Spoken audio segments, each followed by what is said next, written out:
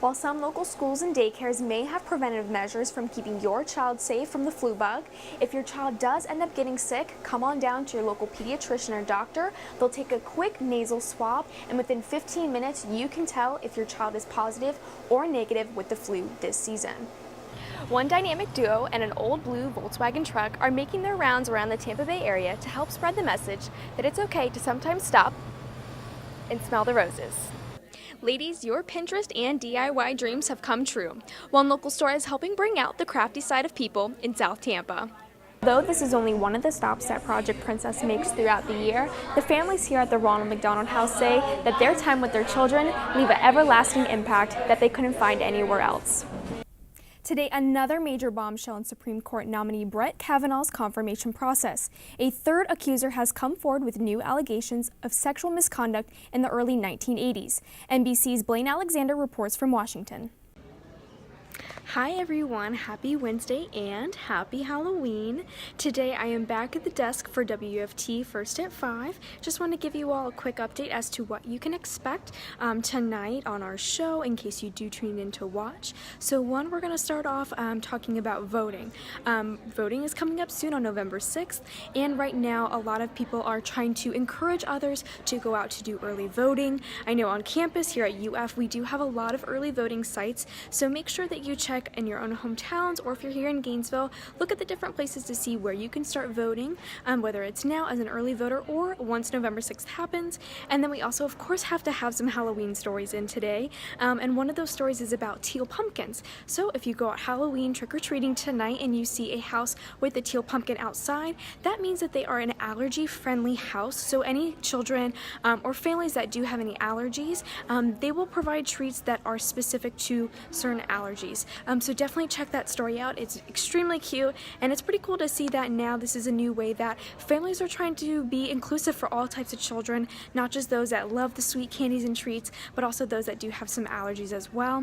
And then of course, a part of our education segment tonight, we do have an awesome story about some children at a local school. I'm not sure if it's here or out of state, but they are wanting to start creating costumes for children with disabilities or those that are in wheelchairs, which I think is fantastic.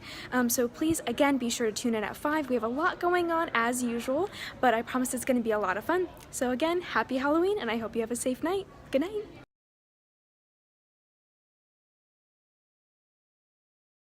Over 1,000 people got a chance to visit the display and building zones to experience the Lego world. And I met a husband and wife who are all in.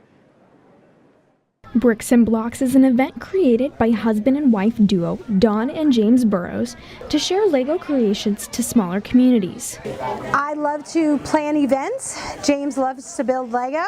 So the marriage of the two of them, we decided, let's have a go at it. Let's see what we can do. Their love for Lego is only a few years old, but is going strong. Unfortunately, I created the Lego monster in my husband. 5 years ago, Dawn saw a Chili's restaurant had a Lego replica building and asked if her husband could build the Arby's restaurant she managed at the time. He started looking for parts. He went to my restaurant, took pictures, and a few weeks later, my Arby's restaurant was sitting in my kitchen. Since then, James has yet to stop building. I just never stopped. I had a lot of fun doing it. I learned a lot doing it. He's built over 40 Lego buildings and several roller coasters. His goal now is to help other Lego builders in the Tampa area. Whenever I was about 12 years old, I met James, and he has kind of grown me into getting more into building like older sets and kind of getting to know rarer things. People at this event in Newport Richey got a chance to be inspired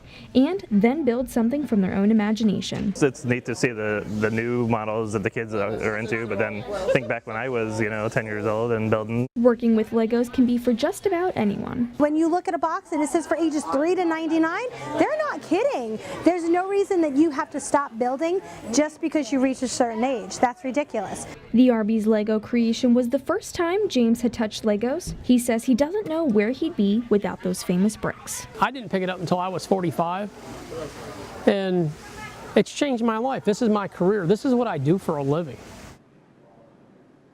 Next week, the couple will be making their way to the Indiana State Fairgrounds for another Lego event called Brick World.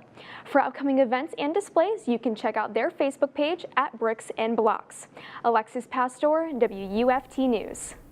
The Ronald McDonald House of North Central Florida began to fill with the smell of a home-cooked meal, laughter, and singing to bring in the holiday spirit.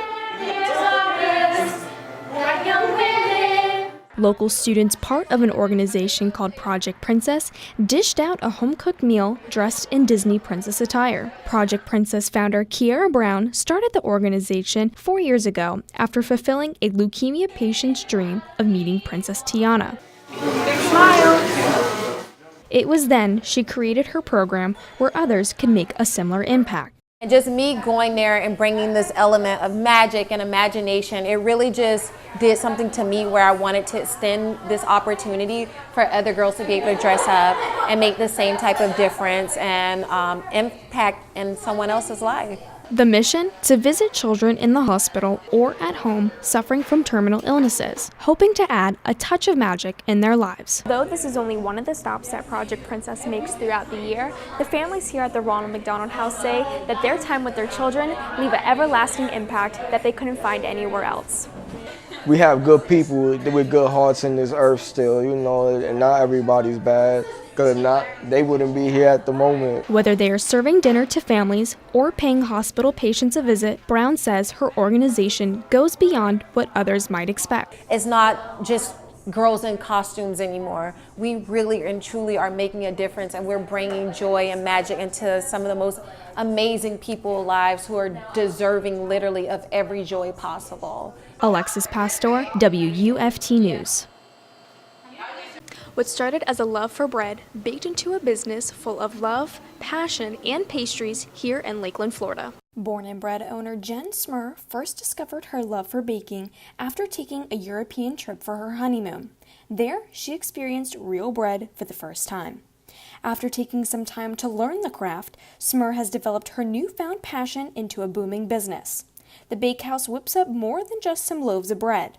You can see Smur's passion in some of her unique and delectable menu items such as cruffins, a mixture between a muffin and a croissant, peach Bostock, and gooey chocolate chip cookies. Although it takes some patience and practice to master the pastry baking process, Smur said it's all worth it in the end. I would risk a million lows for the one high of seeing a customer's face and the way that our products affect their lives past when they're here. You can check out all these pastries on Saturdays at Born and Bred. In Lakeland, Alexis Pastore. Flu season is here with a vengeance. The main victims? Children, especially those under the age of 9. Schools and daycares are trying to make sure their spaces are not breeding grounds for spreading the virus. We do sanitize the toys on a schedule, and of course if we see a child put a toy in their mouth, we take that one away right away and sanitize it before it goes back into distribution. My School Daycare in Gainesville cleans all eating services after meals and uses a strong cleaning solution throughout the center at night. Schools are also teaching kids how to wash their hands properly. With what we're going to do to wash our hands. While some local schools and daycares may have preventative measures from keeping your child safe from the flu bug, if your child does end up getting sick, come on down to your local pediatrician or doctor. They'll take a quick nasal swab, and within 15 minutes, you can tell if your child is positive or negative with the flu this season. Oftentimes in flu, people will say, oh, it just hit me all at one time. And so that's sometimes characteristic of the flu. Higher fevers are characteristic of the flu, certainly. And flu is a little more often than the typical cold virus associated with things like muscle aches and body aches. As schools do what they can, parents need to take the lead at home. Parent education and information is really important. The Department of Children and Families provides us with an influenza informational brochure every year that we're required to have the parents read and sign. No.